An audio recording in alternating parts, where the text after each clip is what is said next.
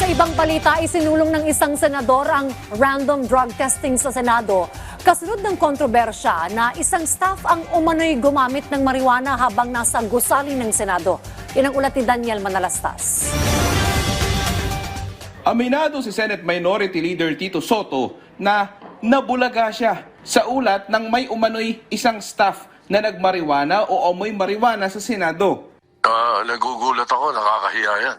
Sobrang nakakahiya yan. Nakakahiya sa mga kababayan natin. Sa Senado pa, kapal naman nila.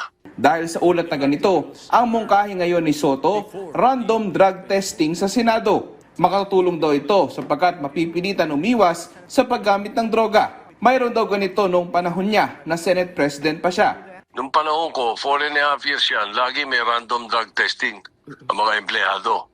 Optional ang mga senador, pero ang mga empleyado nila, random, pili-pili, paminsan-minsan kung sino. Sabi ni Soto, isang beses sa isang linggo raw ito noon. Hindi naman lahat sasalang sa drug test, pero may nasampulan daw dati. Remember, meron tayong tinanggal na abogado, ayaw magpa-drug test. Walang problema si Senate Majority Leader Joel Villanueva sa random drug test at kumpiyansa siya sa ilalim ng pamumuno ni Senate President Francis Escudero na magpapatuloy ito. Kahit anong klaseng drug testing pa raw yan, hindi niya atrasan. Para kay Senador Ronald De La Rosa, magandang hakbang ang drug testing para masigurong drug-free ang kanilang ginagalawang opisina. Sa isang incident report, inalarma ang Senate Sergeant at Arms na 2 beses daw may nangamoy na kakaiba. Sa unang pagkakataon ay noong July 2025. Ang pangalawang insidente naman ay noong August 12 sa 5th floor ng Senado na may naamoy na kakaibang amoy mula sa ladies' comfort room at lumabas sa ulat na amoy marijuana ito.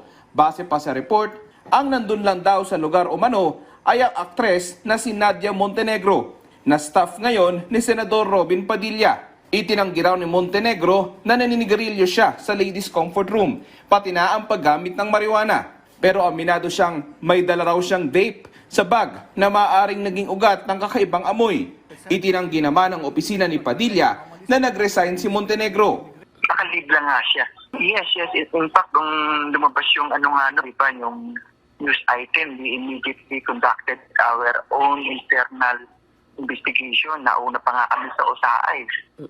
So, we required to submit a written explanation with regard to that news article. Tapos kahapon naman, nang lumabas yung incident report, we required her again to submit her written explanation so far as yung incident report is concerned.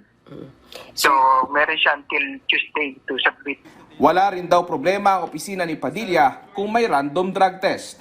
Daniel Manalastas para sa Pambansang TV sa Bagong Pilipinas.